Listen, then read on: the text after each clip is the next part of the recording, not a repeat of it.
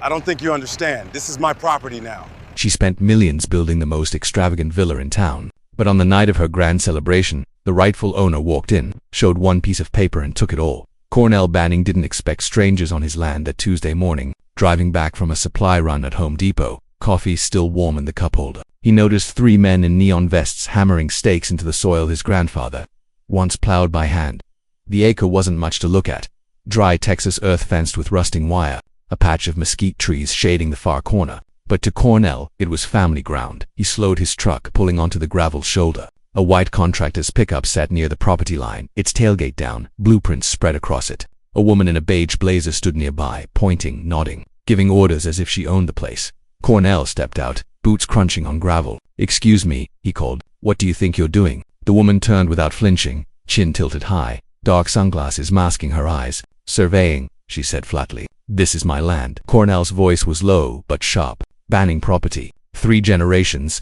One worker glanced nervously at her, but she didn't waver. "It's unused," she dismissed. "We're assessing it for community development.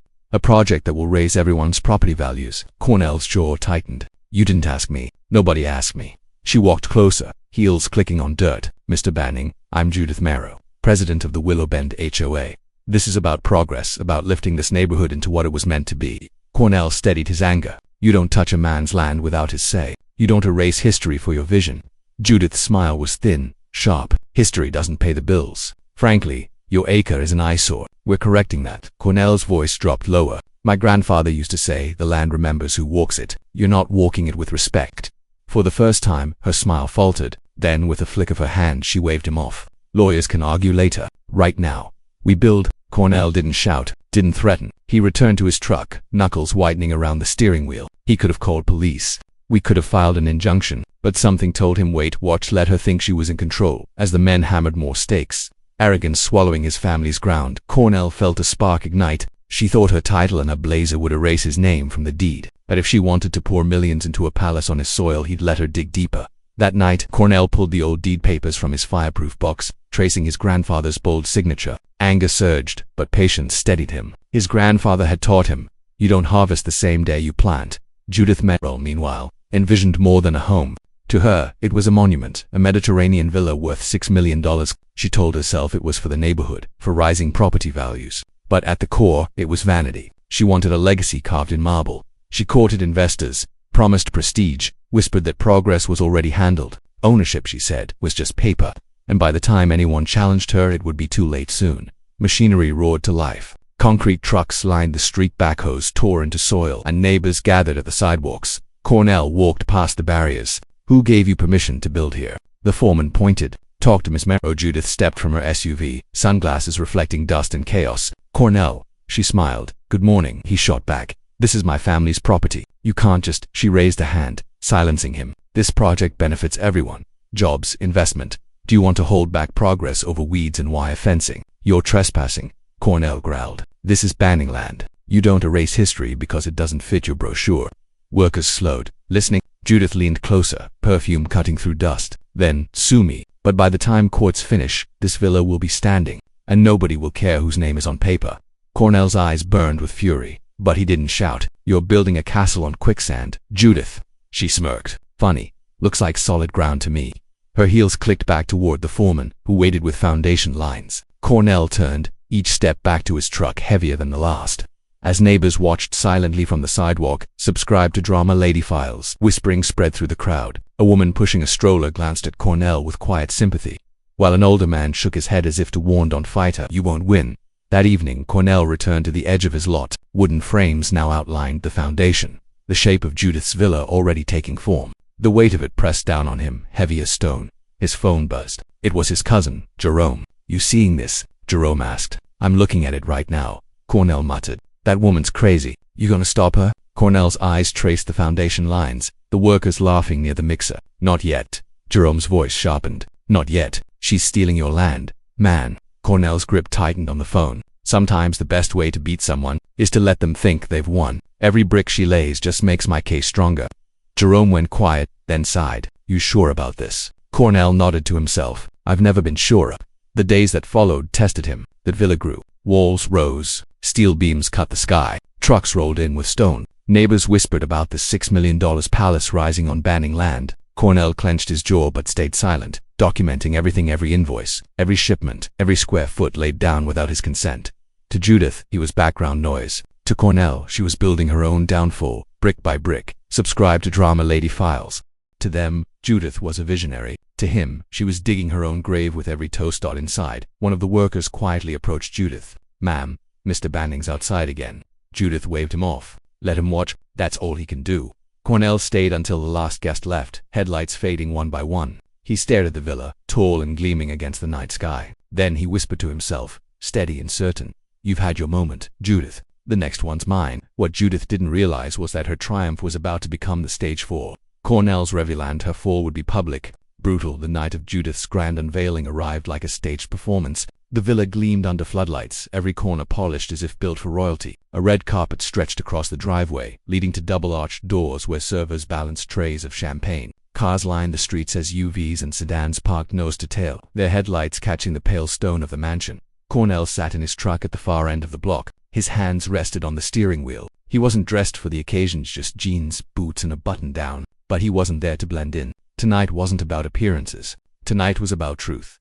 Guests arrived in clusters, voices carrying across the street. "Look at this place, Judith really outdid herself. This will change the whole neighborhood." Each compliment was another stone stacked on her arrogance. Inside, Judith floated from room to room in a silver dress. Her hair swept back, her voice brimming with pride. "Here's the ballroom," she told a group, hand-grazing a marble column. Imported chandeliers, Venetian mirrors, hand-carved moldings. Only the best. She raised her glass. To progress. To vision. To Willow Bend's future. The crowd clapped glasses, CLINKING. Just beyond the gate, Cornell pushed his truck door open and stepped out. Boots crunched on gravel as he walked slowly up the driveway, past the red carpet, into the glow of the entryway. Heads turned. Conversations hushed. Judith spotted him from across the foyer. Her smile faltered only for a moment, then she smoothed it over, voice echoing through the hall. "Well, look who decided to join us, Mr. Banning. Welcome. Come to finally see progress up close." Cornell's eyes swept the chandeliers, the polished marble, the crowd of neighbors sipping champagne. Then he reached into his jacket and pulled out a folded document, thick with age and stamped with county seals. "I didn't come to see progress," he said, calm but strong. "I came to remind you who this land belongs to." He unfolded the deed slowly, the paper creasing under his hands, and held it high. "Elijah Banning purchased this acre in 1947. He passed it to his son, and now it sits in my name legally, rightfully. Every brick, every tile, every chandelier in this house stands on my soil, which makes it mine." Gasps rippled through the room. A woman covered her mouth. A man whispered, "He owns it." Judith's face stiffened. She forced a laugh, waving her hand. "This is a stunt, a pathetic stunt. You can wave old papers all night, Cornell, but this house is mine. Everyone here knows it." Cornell stepped closer, his boots echoing on the marble. "You can argue in front of your guests, Judith, but the county clerk won't call it a stunt. The title's in my name, the deed's on record. Every dollar you poured into this place, every favor you called, and all of it landed in my pocket the moment you laid the foundation." Gasps turned into whispers. Phones came out. Neighbors snapped pictures, recorded video. A Dallas business leader muttered to his wife, "If that's true, she's ruined." Judith's mask began to crack. Her voice trembled. "You think you can humiliate me in front of my guests?" Cornell didn't raise his voice. "You did that yourself when you decided my history was disposable." Silence fell heavy. Judith's hand tightened around her glass until it cracked, shards glittering on the marble. Cornell folded the deed back into his pocket and turned toward the door. Before leaving, he looked back at the stunned crowd. "Remember this night, not as the celebration of a mansion, but as the lesson of what happens when pride outruns respect."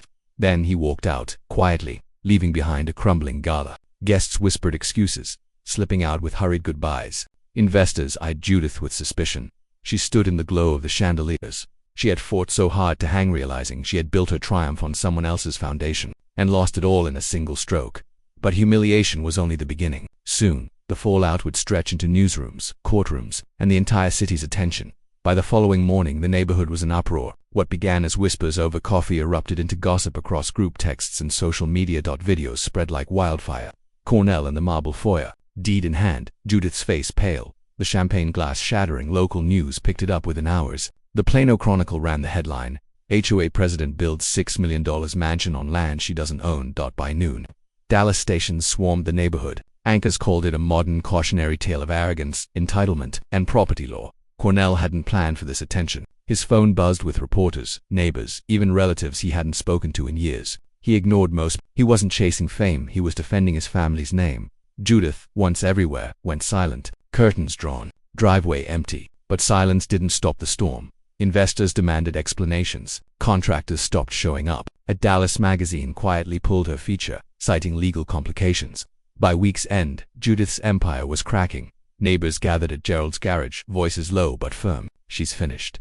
No way she keeps her position after this.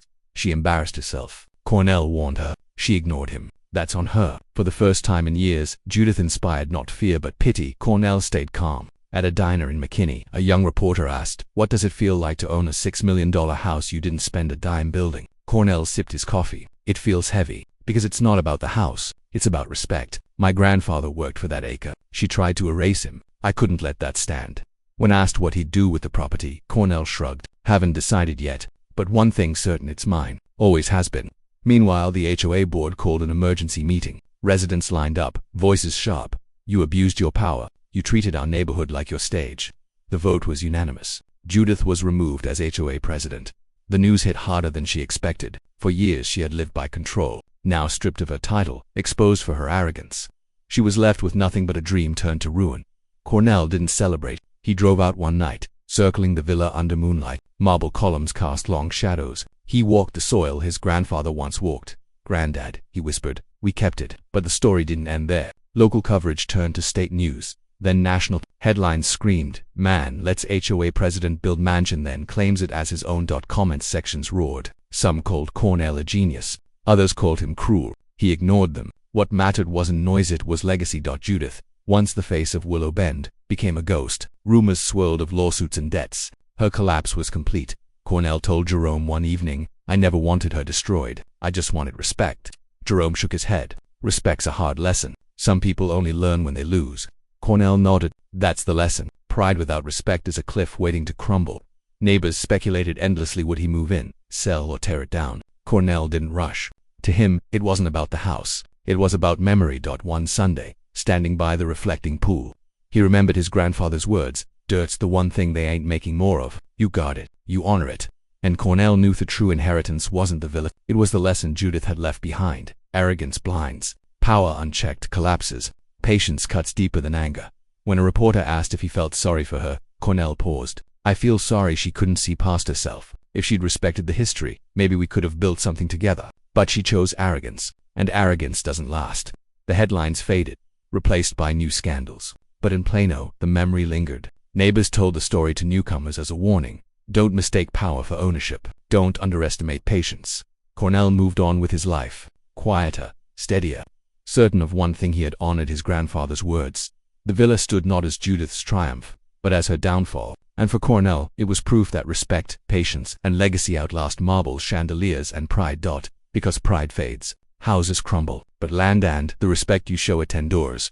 Subscribe to Drama Lady Files.